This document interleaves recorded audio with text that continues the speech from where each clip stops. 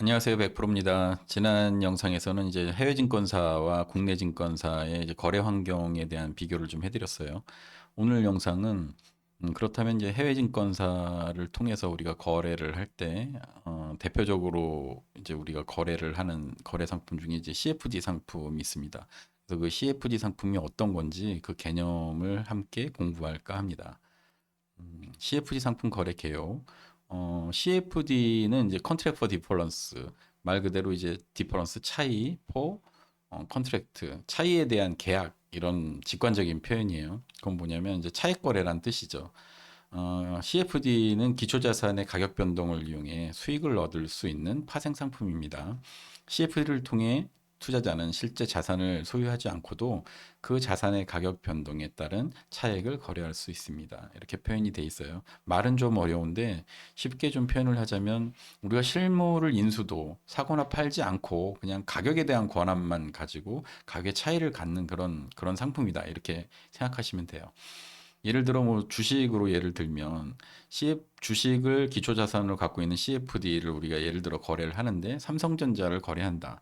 근데 오늘 이제 삼성전자의 주가가 10만 원이에요. 근데 이제 상승의 흐름이 좋을 것 같아서 추세 상승으로 제가 이제 롱 바이 포지션을 가졌다고 이제 예를 들면 삼성전자를 10만 원에 내가 포지션 진입하는 바이로 포지션에 진입하는 순간 그 10만 원에 대한 권한을 제가 갖는 거고 11만 원까지 올라갔을 때 그 포지션을 청산을 하면 만 원에 대한 그런 가격에 대한 그런 수익을 얻게 됩니다. 반대로 이제 주가가 좀 내릴 것 같다. 그런 경우에 이제 10만 원에 이제 셀 포지션을 저희가 이제 계약을 한다면 9만 원이 됐을 때 청산을 하면 만 원에 대한 시세 차익을 똑같이 가져오는 그런 경우죠. 대신 이제 실물 인수도를 하지 않았기 때문에 그 주식에 대한 권한은 없습니다. 그래서 배당은 없는 거죠. CFD 상품은 간단하게 그런 상품이구나라고 이해를 하시면 좋을 것 같습니다. 자, 여기 기초자산, CFD의 기초자산은 주식, 지수, 내지는 외환, 또 상품 많죠. 뭐 옥수수, 금, 은, 뭐 여러 가지 다양한 상품들이 있습니다. 그리고 암호화폐에 이르기까지 아주 다양한 기초자산을 기반으로 합니다. 소유권 없음, 이건 좀 전에 말씀드렸던 것처럼 CFD를 통해 거래하는 기초자산을 실제로 소유하지 않습니다. 단지 가격 변동에 대한 계약을 체결합니다. 이렇게 표현되어 있어요. 그리고 우리가 이런 CFD 상품을 거래할 때 나오는 이제 단어들도 있고 그런 개념을 잠깐 설명드릴게요. CFD 상품에 대한 거래는 이 레버러지를 활용할 수 있습니다. 지렛대죠, 지렛대. 그래서 레버러지를 활용할 수 있기 때문에 적은 자본으로 큰 규모의 거래를 할 수 있어요. 그래서 이제 자산의 효율성이 높습니다. 이렇게 표현되어 있는데 반대로 하면은 뭐 음, 큰 자산을 가지고 그렇죠? 레버리지를 거꾸로 쓰는 거죠. 작은 규모로 이제 거래를 하면 안정성이 그만큼 확보될 수 있는 그런 이점도 있습니다. 제가 좀 추천드리고 권해드리는 방법은 자본에 대해서 큰 레버러지를 활용하는 것보다는 너무 크게 이제 레버러지를 쓰기 시작하면 자기 자본 대비해서 이거 뭐 도박에 가까워지거든요.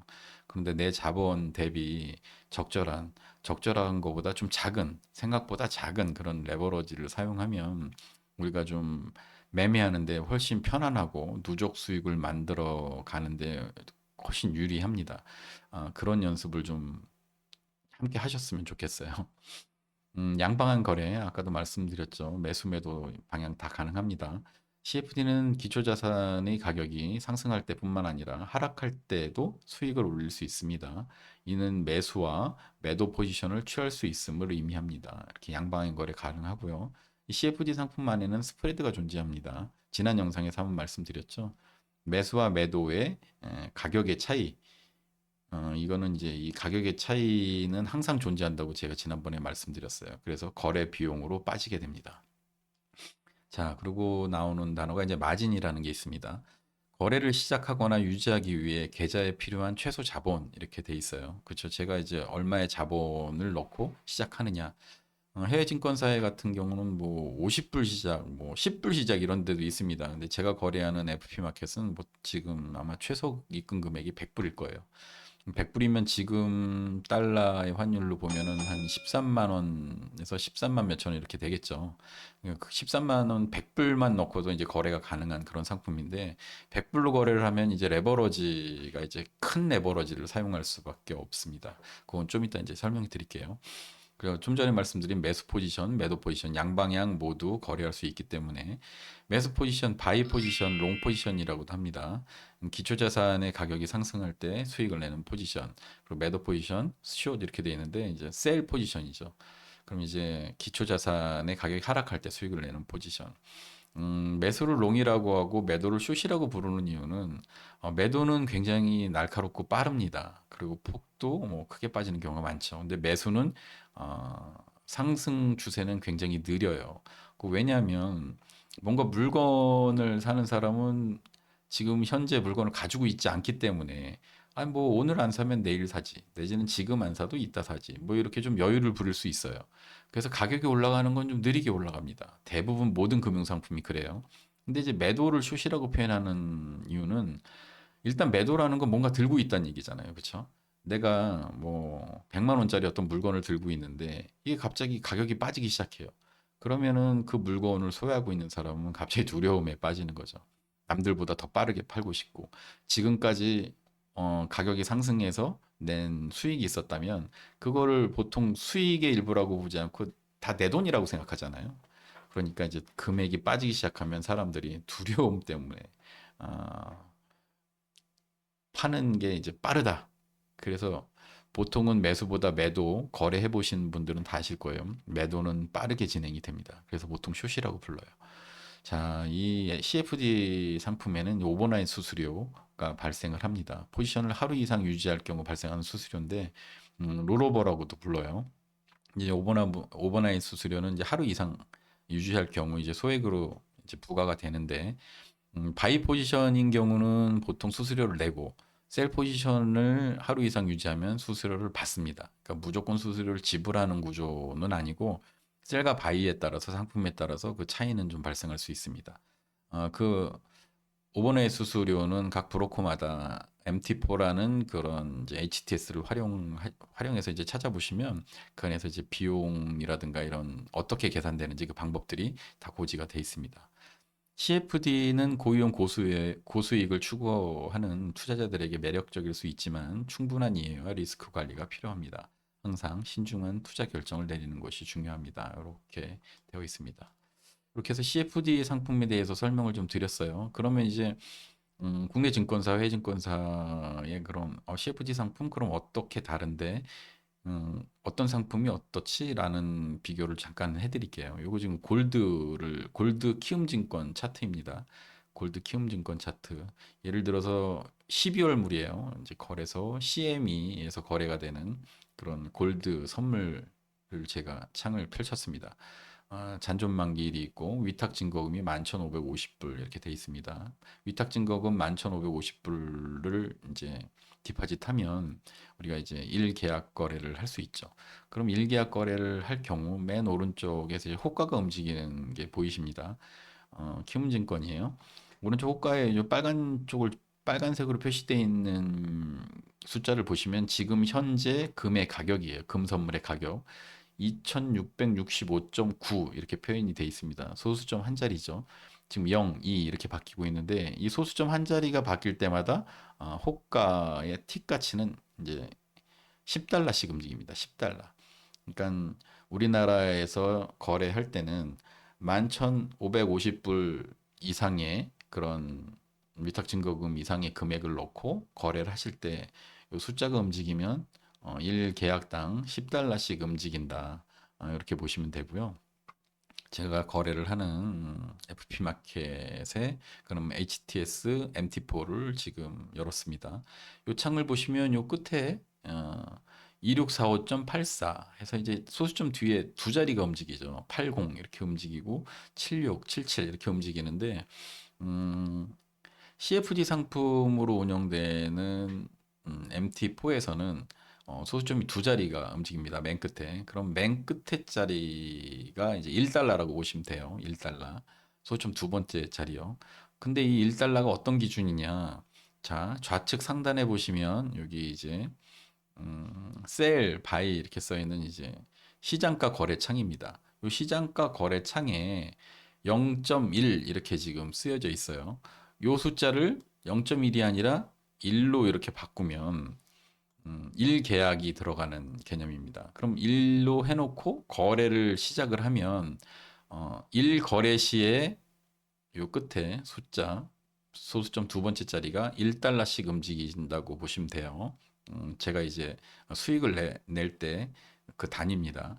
그러면 요것과 창을 0.1로 한번 바꿔볼게요. 0.1로 이렇게 바꿔놓고 거래를 하면 0.1 계약이 들어가는 거겠죠. 그쵸?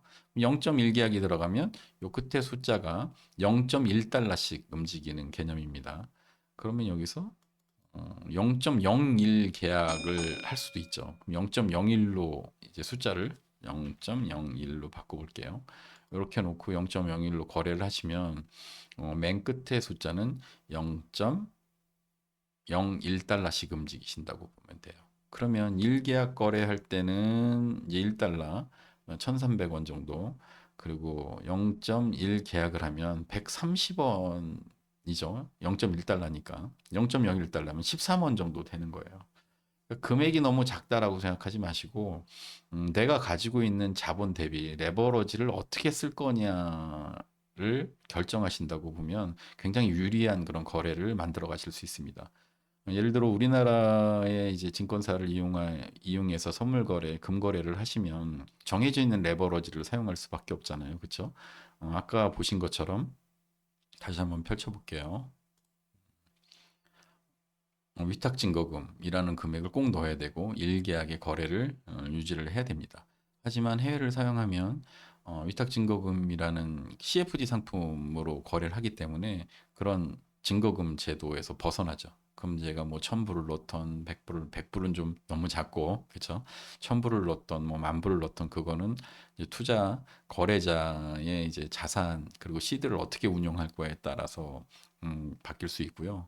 그 금액 내 자산에 따라서 요 계약수 운용만 제가 잘 한다면 레버러지를 내가 쓴다는 그런 개념이 돼요.